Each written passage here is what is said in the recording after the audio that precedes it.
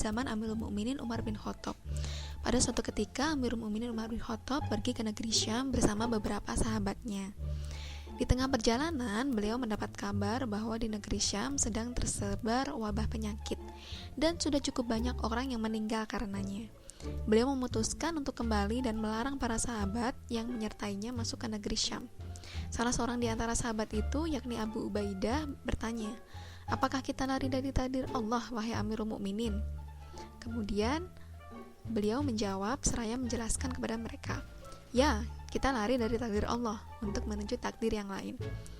Bagaimana pendapat kalian bila seekor unta berada di suatu lembah dan di hadapannya ada dua macam tanah lapang. Yang satunya adalah tanah yang kering, tandus, dan yang satunya lagi adalah tanah yang hijau, penuh dengan rerumputan. Bukankah bila kita mengembalakan di tanah yang subur itu juga atas takdir Allah?"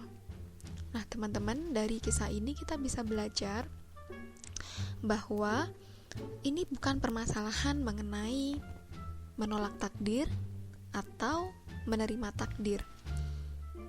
Sebagai manusia, kita tentu wajib melakukan tindakan pencegahan dan mewaspadai hal-hal yang bisa membahayakan.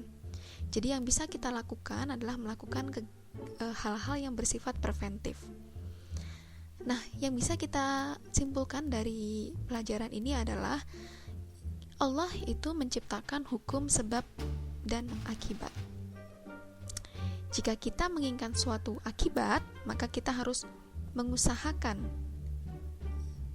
yaitu sebabnya. Sudah tentu secara logis agar terhindar dari penyakit, yaitu bersifat preventif. Semoga bermanfaat.